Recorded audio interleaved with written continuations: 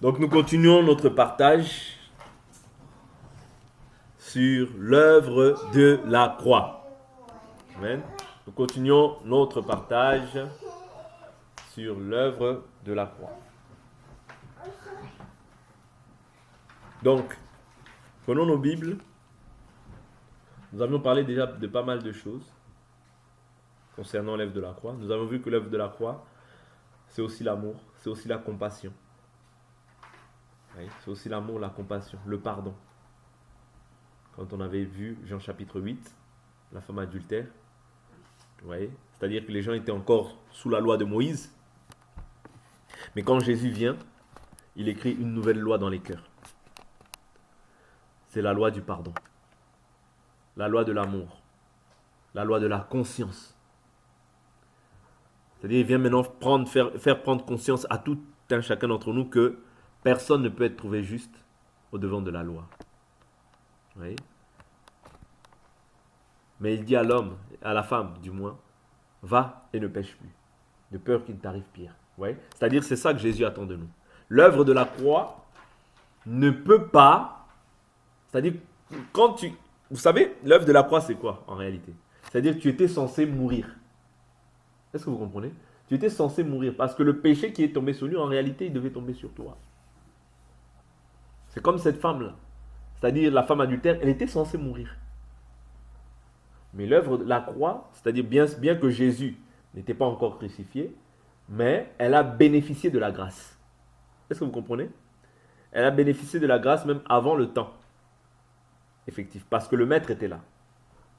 C'est-à-dire celui qui pouvait arrêter la mort était là. Celui aussi qui pouvait donner la mort était là. Est-ce que vous comprenez? Elle a bénéficié de la grâce. C'est-à-dire l'œuvre de la grâce te permet de ne pas mourir. C'est-à-dire quand tu crois, tu ne mourras pas. Mais croire voudrait dire que tu as une attitude qui affiche que tu as cru. Vous comprenez? Croire, c'est aussi l'attitude, pardonnez-moi, l'attitude que tu manifestes. Le comportement que tu manifestes. Voilà pourquoi si tu crois, nous devons voir les œuvres qui sont liées au fait que tu as cru. Oh, c'est la grâce, je peux vivre comme je veux. Non, Jésus dit va et ne pêche plus. Pourquoi? Parce qu'elle était censée mourir. Parce que le péché en réalité c'est la mort. Et il y a le péché que tu peux faire comme ça. Parce que moi je crois que tout péché conduit à la mort. Vous comprenez? Les gens qui veulent dire, oh, il y a un grand péché, il y a un petit péché. Oui, c'est vrai. Tous les péchés ne sont pas semblables. C'est-à-dire toutes les conséquences du péché ne sont pas les mêmes. Mais tout péché conduit à la mort. Voilà pourquoi ne néglige pas le péché. Le mensonge là que tu trouves, ne le néglige pas. Parce que c'est un péché aux yeux de Dieu. Un enfant de Dieu ne pêche pas. Est-ce que vous comprenez? Parce que sinon la grâce n'est plus une grâce, mais la grâce devient maintenant un jugement. Voilà pourquoi Jésus dit va et ne pêche plus. Vous comprenez? Va et ne pêche plus.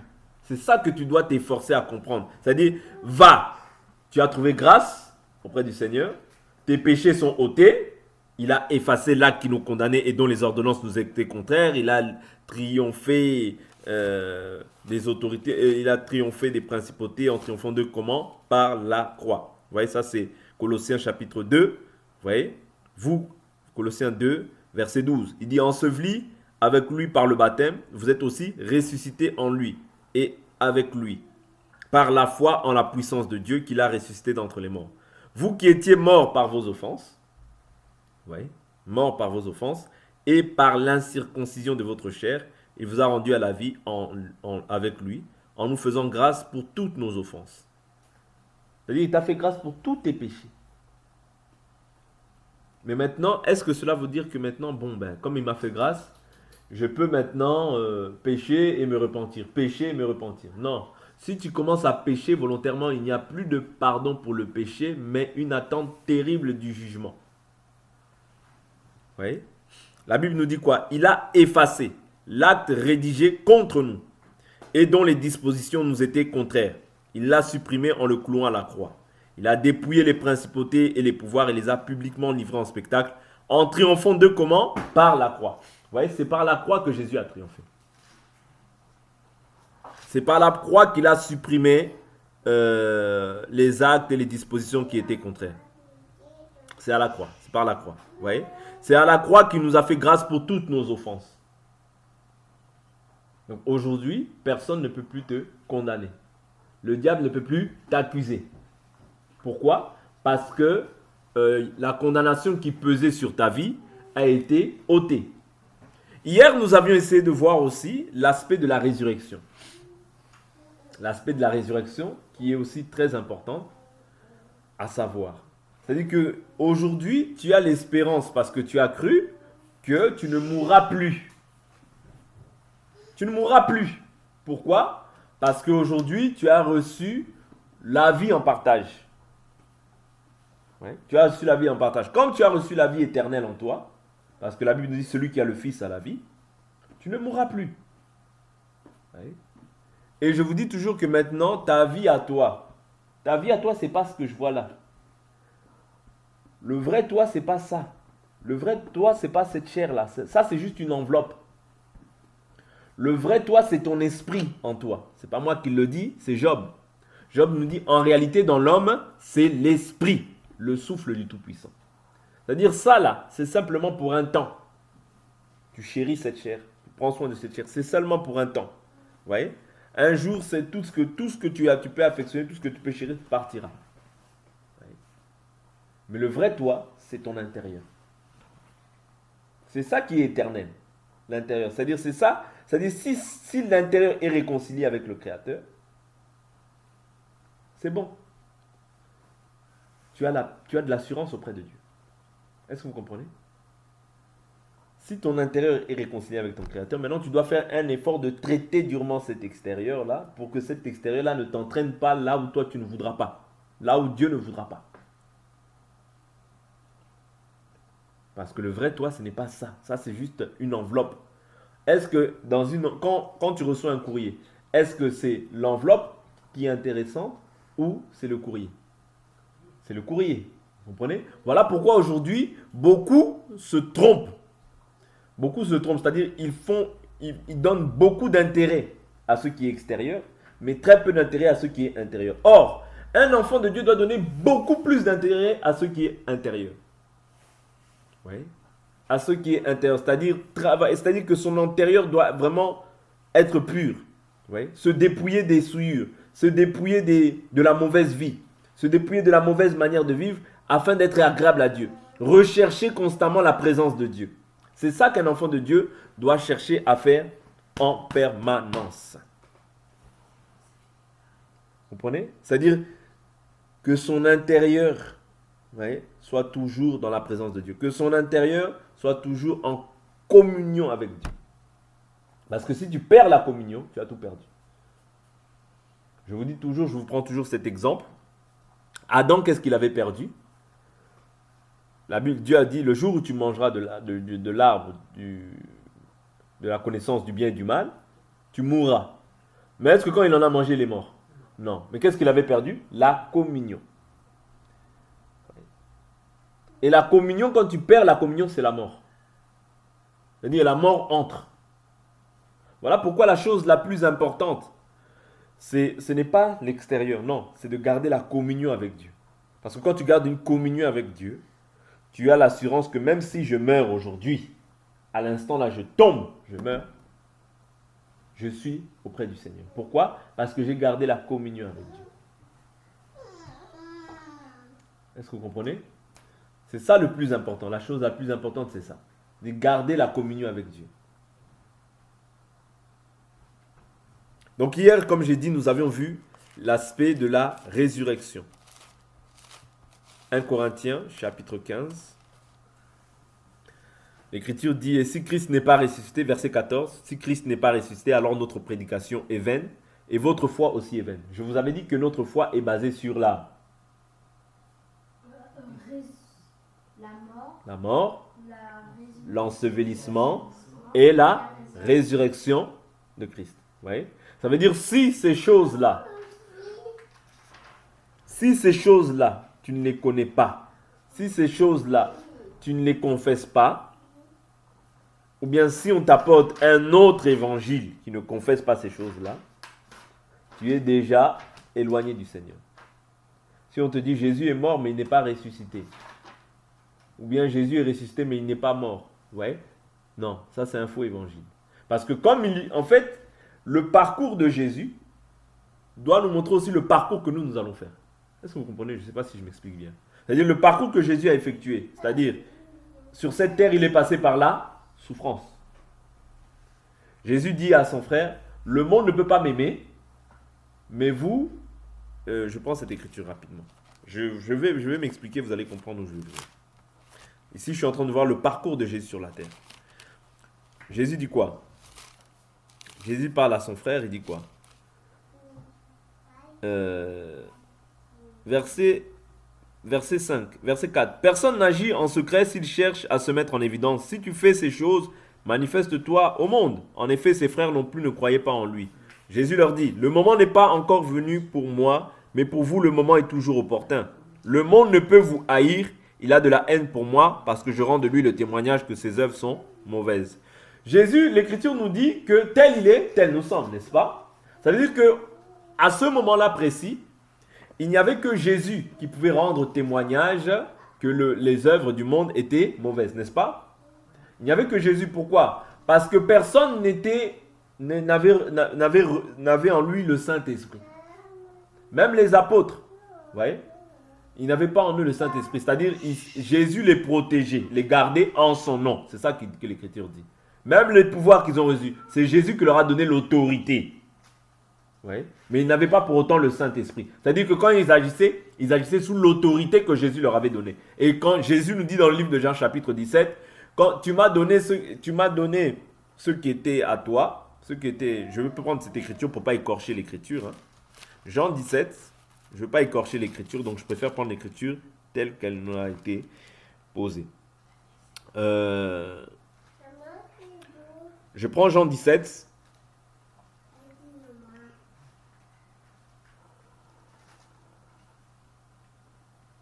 Verset 6. J'ai manifesté ton nom aux hommes que tu m'as donnés du milieu du monde. Ils étaient à toi et tu me les as donnés et ils ont gardé ta parole. Maintenant, ils ont reconnu que tout ce que tu m'as donné vient de toi, car je leur ai donné les paroles que tu m'as données. Je saute. L'Écriture dit, verset 11. Je ne suis plus dans le monde, eux sont dans le monde. Et moi, je vais à toi. Père Saint, garde-les en ton nom, ce nom que tu m'as donné, afin qu'ils soient un comme nous. Je saute encore. Le verset 12. Lorsque j'étais avec eux, je gardais en ton nom ce que tu m'as donné. Vous comprenez?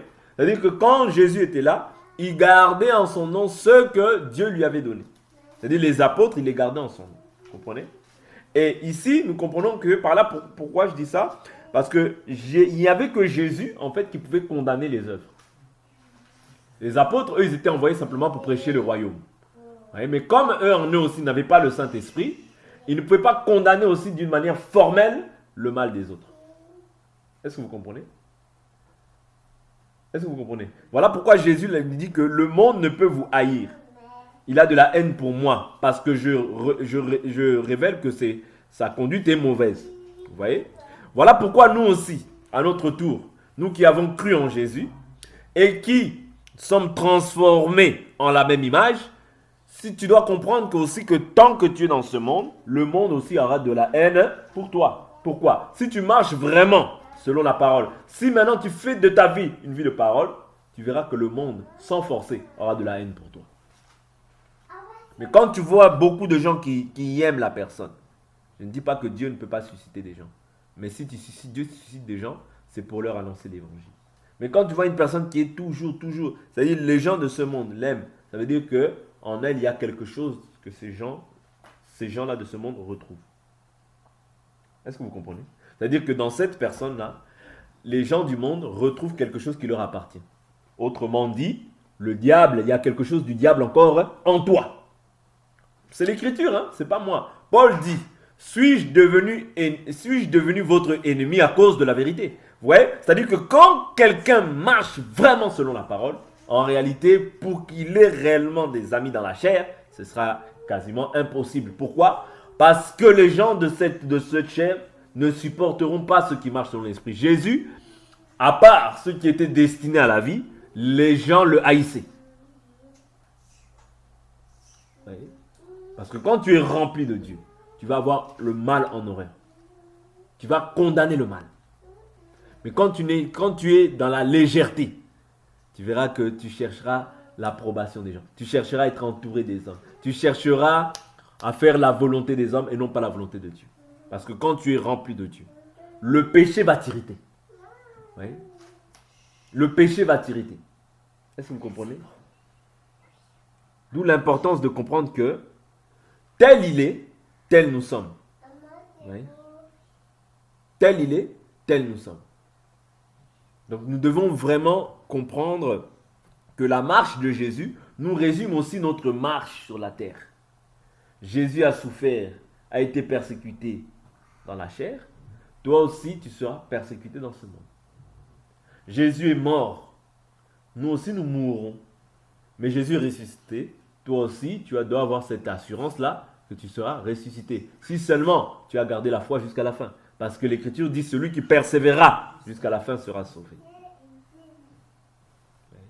Donc il y a le côté qui est lié à la persévérance qui te sauve. Vous voyez? Si tu ne persévères pas, tu ne seras pas sauvé.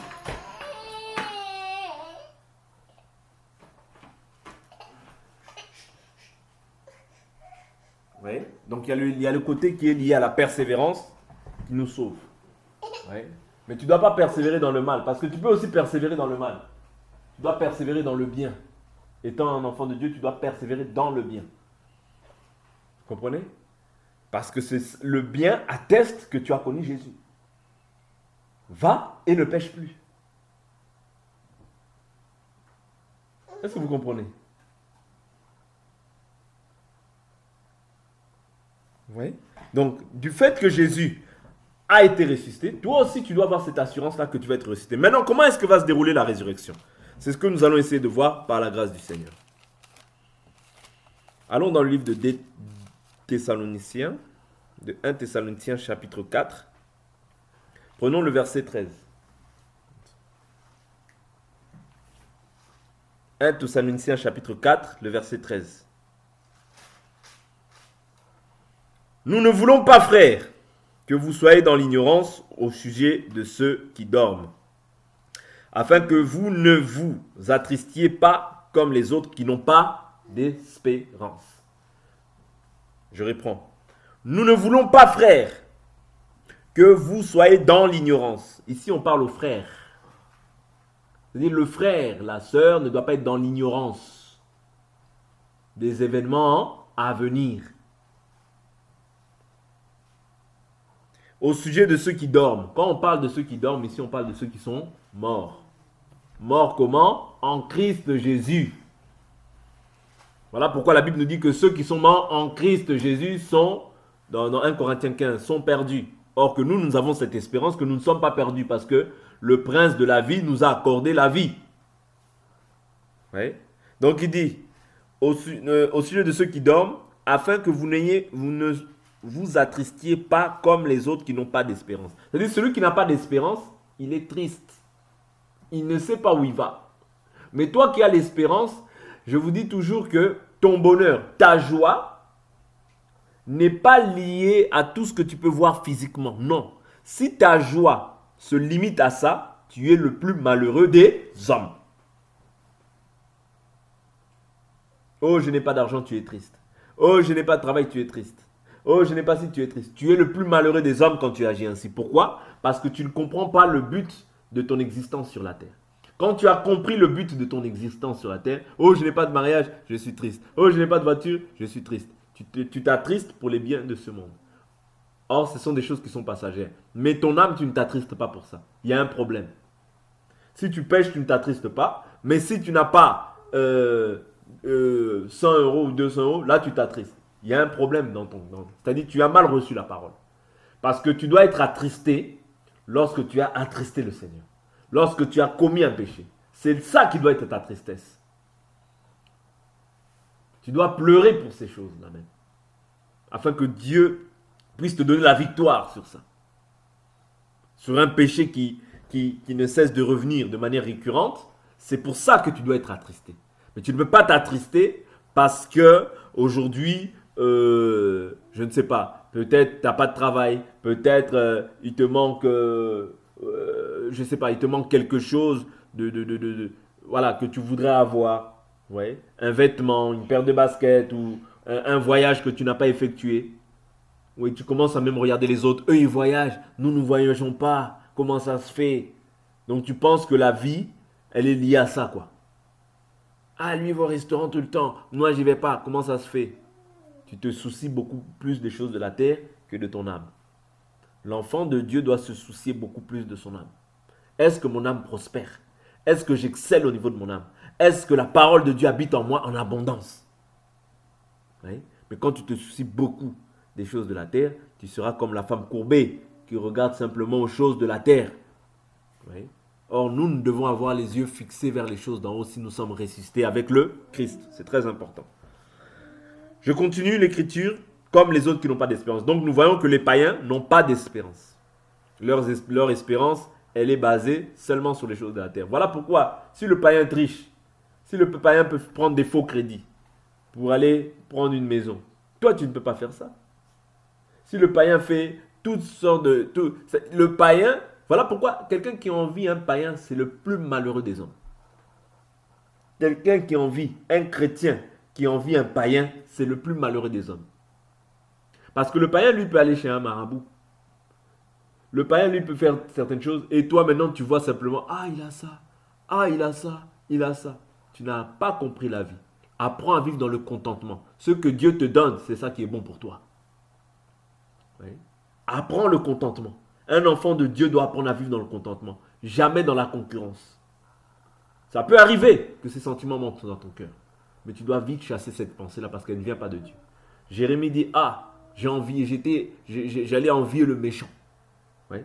C'est-à-dire, quand tu commences à envier le méchant, attention. C'est-à-dire, ton cœur commence peut être même à même de pouvoir manifester des œuvres mauvaises pour pouvoir arriver à tes fins. Attention. Attention, n'envie pas le païen. Le païen n'a pas d'espérance. Oh, il a une belle voiture, ça le regarde. Oh, il a ci, ça le regarde. Toi, tu as tes pieds, tu peux marcher. Tu peux prendre le train et tu dors en paix. Mais lui, tu ne sais pas s'il est tourmenté la nuit parce que à cause des choses qu'il fait. Apprenez à vivre dans le contentement. Ne regarde jamais les autres. Ce que tu as, Dieu va te bénir avec ça. Et tu ne sais pas ce qu'un jour peut enfanter. À chaque jour suffit sa peine. La peine d'aujourd'hui ne sera pas la peine de demain. Ton tour arrivera. Quand Dieu te bénira, il te bénira aussi. Mais n'envie pas les gens. Parce que tu ne sais pas ce qu'il fait pour arriver à là. Ah, il a une belle voiture. C'est son problème. Un enfant de Dieu doit se contenter et apprendre à regarder ce que Dieu lui a donné. Ouais. Faire des projets avec ce que Dieu lui donne. Ne pas regarder les autres. Regardez là-bas, regardez là-bas. Ça, c'est très important. Parce que si tu fais ça, tu vas voir que ton cœur ne sera plus entier pour Dieu. Mais ton cœur sera maintenant partagé. Ah, comment ça se fait? Lui, il a ça, moi, je n'ai pas ça. Lui, il a ça, moi, je n'ai pas ça. Attends ton tour. Attends ton tour. Chacun son tour. Chacun sa grâce. Peut-être que tu n'auras jamais ça aussi. C'est pas ça le plus important. Le plus important, c'est le ciel. Recherchez premièrement le royaume, sa justice. Tout vous sera donné par-dessus. Mais dans le tout, c'est comme Dieu veut, pas comme toi tu veux. Oh Seigneur, tu as dit, tu as dit, tu as dit. Oui, mais s'il ne trouve pas bon de te donner, il ne le trouve pas bon. S'il trouve bon de te donner, il te fera grâce. Amen. Donc, il dit, verset 14. En effet, si nous croyons que Jésus est mort, qu'il est ressuscité, nous croyons aussi que Dieu ramènera aussi par Jésus et avec lui ceux qui se sont endormis. Vous voyez? Donc Dieu fera quoi? Ramènera aussi par Jésus et avec lui ceux qui se sont endormis. Qui s'est endormi? C'est ceux qui sont morts premièrement en Christ. Vous voyez? Les morts en Christ. Voici en effet ce que nous vous déclarons, d'après une parole du Seigneur. Nous les vivons, restés pour l'avènement du Seigneur. Nous ne devancerons pas ceux qui se sont endormis. Je vous dis déjà que quand on parle du sommeil dans la Bible, on parle de la mort. Souvenez-vous, lorsque Lazare était mort, Jésus dit, je vais voir Lazare pour le réveiller. Ouais. Et je crois que c'est ce qu'il a dit, Jean 12. Je vais voir Lazare pour le réveiller. Les disciples, il a dit, ah, s'il est endormi, bah, il va, voilà, allons le réveiller. Après, il a dit, Lazare est mort. Vous voyez? Donc, l'endormissement, c'est la mort. Donc, ceux qui se sont endormis, c'est ceux qui sont morts en Christ. Car le Seigneur lui-même a un signal donné à la voix d'un archange, au son de la trompette de Dieu, descendra du ciel. Et les morts en Christ ressusciteront en premier lieu. Vous voyez? Les morts en Christ. Ceux qui ont cru en Christ ressusciteront en premier lieu. Et qu'est-ce qui se passera? Ensuite, nous les vivants, qui serons restés, nous serons enlevés ensemble avec eux dans les nuées et à la rencontre du Seigneur dans les airs. Et ainsi, nous serons toujours avec le Seigneur. Vous voyez? Donc c'est ça notre consolation. La Bible nous dit quoi? Consolez-vous donc les uns les autres par ces paroles. C'est-à-dire, toi qui as l'espérance, tu ne peux plus être triste. Ouais. Ceux qui s'attristent, c'est ceux qui n'ont pas l'espérance. Quand toi tu es triste, ça veut dire que tu ne prends pas conscience de l'espérance qui est en toi.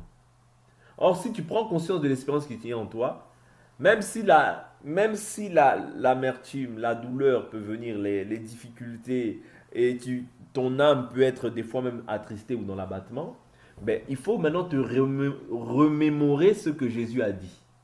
C'est-à-dire quand tu te remémores, tu médites cette parole, ça va ranimer encore ta foi. Ça va rebooster ta foi. Oui. Ça va redynamiser ce qui était sur le point d'être éteint. Oui. C'est ça le but de l'écriture. Oui. Parce que l'écriture donne l'espérance, mais elle donne aussi la consolation. Oui. Quand on partage ça, on se rend compte que oui, effectivement, je peux traverser des moments difficiles. Je peux traverser des difficultés. Je peux traverser... C'est-à-dire, c'est comme si des fois il y a des montagnes et une autre montagne qui s'élève. Une montagne après montagne. C'est comme si je monte une montagne, mais il y en a encore une qui est plus grande. Mais quand je lis cette écriture me donne encore l'espérance de croire encore, de persévérer encore, de m'attacher parce que la Bible nous dit que les difficultés du siècle présent ne sont pas comparables à la gloire à venir. C'est-à-dire la gloire à venir est beaucoup plus excellente que tout ce que nous pouvons traverser, toutes les difficultés que nous pouvons vivre dans le siècle présent. La gloire à venir est beaucoup plus excellente que cela. Voilà pourquoi nous devons nous attacher tous d'un cœur sincère au Seigneur. D'un cœur sincère au Seigneur. C'est pas facile, c'est un exercice la piété. Je vous ai toujours dit, la piété c'est tout un exercice. Plus tu t'exerces, plus tu vas réussir. Plus tu t'exerces à quelque chose, mieux tu y arriveras. Ouais. Mais moins tu t'exerces, moins tu y arriveras. Ouais. D'où l'importance que ces choses-là, nous puissions les faire tous les jours. Parce que quand tu les fais tous les jours, plus on prie tous les jours, plus vous allez prier. Plus vous vous attachez, plus vous grandissez aussi. Plus votre esprit aussi grandit, plus on grandit dans les choses de Dieu, plus on s'éloigne aussi des choses du monde. Mais moins on s'éloigne des choses de Dieu, plus on se rapproche du diable. Parce que se rapprocher des choses du monde, c'est se rapprocher du diable en réalité. Tu vas voir que tu seras très peu sensible aux choses de Dieu, mais pour des émissions, tu peux rester 2, 3 heures, 4 heures, 5 heures, 6 heures, regarder des émissions qui ne t'édifient en rien ta foi. Ouais, en rien ta foi, mais tu es distrait. Ouais, à ce moment-là, tu es distrait. Tu peux voir même des scènes obscènes à la télé, mais ça ne te dit rien. Pourquoi? Parce que ton esprit est là, en fait, ton esprit est souillé. Et comme la chair affectionne ça, la chair va toujours t'emmener vers des choses qu'elle affectionne. Voilà pourquoi cette chair-là, on la maltraite. Tu n'as pas le choix. Si tu veux survivre dans cette marche, on voyait Jésus prier. Ouais, on voyait Jésus prier toute la nuit et la journée manifester les miracles. Mais tu verras des gens aujourd'hui qui vont dire, oh, ça ne sert à rien de faire des longues prières. Non, il faut prier, il faut persévérer dans la prière. Il y a la persévérance dans la prière. Vous comprenez? Il y a des fois la persévérance dans la prière. C'est important. Parce que plus tu persévères dans ces choses-là, plus aussi tu finiras par avoir aussi ce que tu demandes dans la prière. Vous voyez, Dieu n'est pas injuste pour oublier aussi les sacrifices que tu fais pour son nom. Vous voyez? Parce que tout ce que tu fais pour le nom du Seigneur, le Seigneur, même quand tout sacrifice que tu fais pour le Seigneur est juste. Il est juste pour pouvoir reconnaître tout ce que tu fais pour son nom. Le Seigneur n'oubliera pas. Vous comprenez? Et nous, notre objectif pour lequel nous avons donné notre vie à Jésus, c'est ça. Si tu perds le ciel, c'est-à-dire si pour toi, tu n'as plus l'espérance de la résurrection, tu perds ton temps ici. Même cette parole-là que je te dis, tu perds ton temps. Parce que l'espérance que nous avons tous, c'est la résurrection. Voilà pourquoi les gens prient. Voilà pourquoi les gens cherchent constamment la face de Dieu. Pourquoi? Pour ne pas se déconnecter avec Dieu. Pour ne pas c'est-à-dire sortir de la communion avec Dieu. Et à cause de l'espérance. C'est-à-dire que comme ils espèrent en ça, ils languissent après ça, eh bien ils continuent jusqu'à la fin. Voilà pourquoi tous les saints s'unissent et qu'ils persévèrent dans la foi. C'est à cause de cette espérance. C'est à cause de la consolation que nous allons avoir.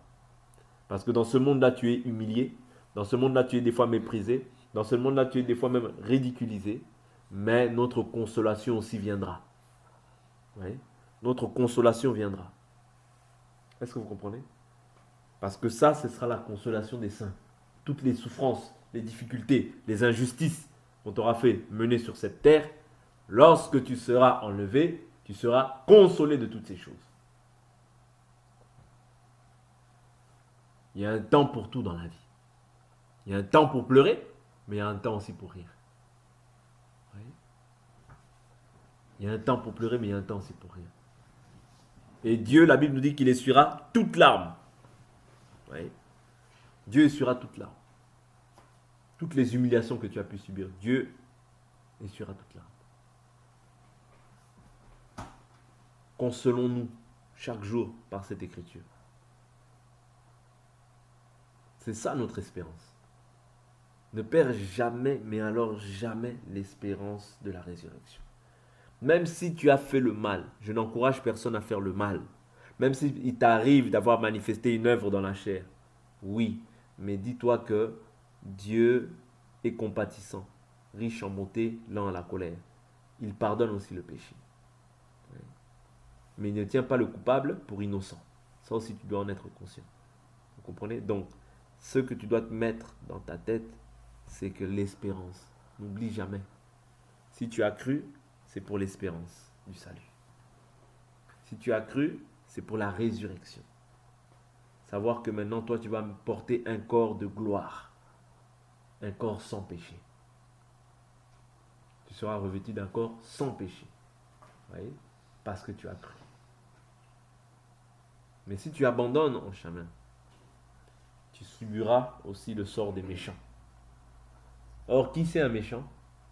Le méchant, ce n'est pas celui qui crie. Le méchant, c'est celui qui est dépourvu de l'esprit. Celui qui n'a pas le Saint-Esprit, c'est un méchant. Vous voyez? Et si tu veux subir cette colère-là, vis selon le monde. Tu subiras certainement cette colère. Parce qu'aujourd'hui, Dieu nous parle dans la douceur par l'évangile. Vous voyez? Mais ceux qui n'auront pas part à la résurrection, ceux qui n'auront pas part, c'est-à-dire, nous, si nous mourons aujourd'hui et que Jésus revient, nous serons enlevés. Vous voyez? Parce que nous sommes morts avec cette espérance. Mais ceux, par exemple, qui étaient ni chauds ni froids, on parle de la Vierge folle, eux, maintenant, ils ne seront pas enlevés, mais ils passeront par ce qu'on appelle la grande tribulation. Ça veut dire, eux, que maintenant, il faudra soit qu'ils acceptent la mort, ou soit qu'ils puissent accepter la marque de la bête. Vous voyez? La marque de la bête. Or, s'ils acceptent la marque de la bête, c'est fini, il n'y a plus de pardon pour eux. Voilà pourquoi aujourd'hui, Dieu permet que tu puisses accepter l'évangile dans la douceur. Oui, dans la douceur. Mais il y aura un temps où l'évangile, c'est-à-dire l'évangile va être beaucoup plus dur.